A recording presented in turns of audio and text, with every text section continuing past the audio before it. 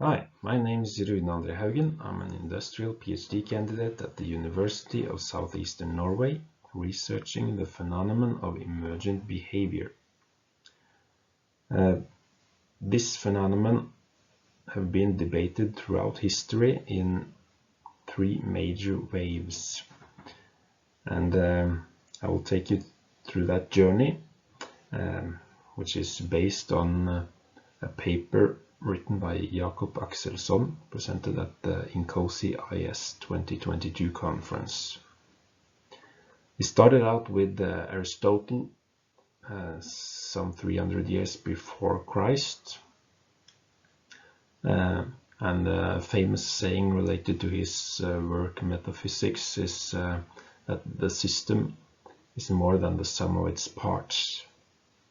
Many of his ideas lived through medieval times, ranging from the 5th to the 15th century, but were dismantled by the scientific revolution starting in the 16th century, with the emphasis on reductionism and mechanistic worldview.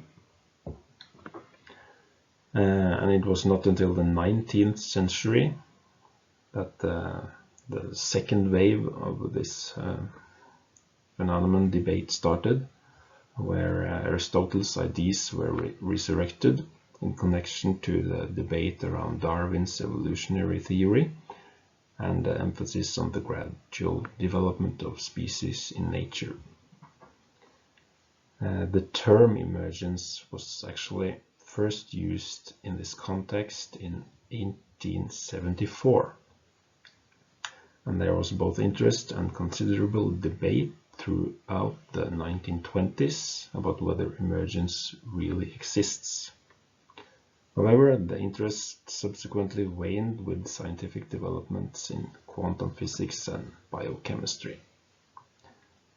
So the first wave lasted for around 1500 years, and the second wave lasted for around 100 years. The third and current wave of investigating this phenomenon of emergent behavior, starting with developments in complexity theory and complex adaptive systems in the latter decades of the 20th century. Developments such as chaos theory, fractals, etc. show that unexpected system behavior could be found in systems built on simple element-level rules, as exemplified in Conway's Game of Life. So if you're not familiar with that, I recommend that you look that up. Nonlinearity, self-organization, equilibria, and attractors are important in explaining such phenomena in terms of complexity theory.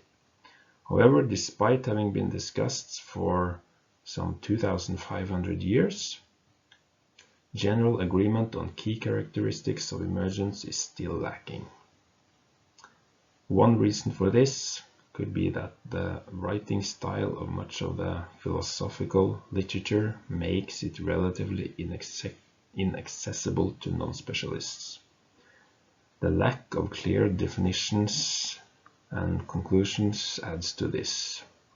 The consequence is, unfortunately, a lack of proper guidance for systems engineer in how to deal with emergence. So, this little history lecture has led us to some clear problems related to this emergent behavior phenomenon. It's mostly been a vague philosophical discussion, and that has resulted in no common and unclear definitions, descriptions, and categorizations of the phenomenon. Emergent behavior is, as I see it, at the essence of systems engineering. It's what the system is, what the system does, what we design it for, and of course what we don't design it for, what we just get unintentionally. But current practices is lacking the necessary holistic view. Of course, it's treated to some degree, but as I see it, it's treated fragmentally, through the system engineering V model process. So we need to get better practices for how to deal with this. And the industry is experiencing issues related to the insufficient handling of emergent behaviors in engineered, complicated and complex systems. So this leads us to the needs. We need to establish common and clear definitions, descriptions and categorizations of this phenomenon to really know what it is, so we can start dealing with it. And we also, of course, need to establish best practices for engineering emergence. By that I mean we need to look into how we can detect it, how we can understand it, how we can exploit the positive effects, and how we can mitigate the negative effects. Thank you for listening to this presentation.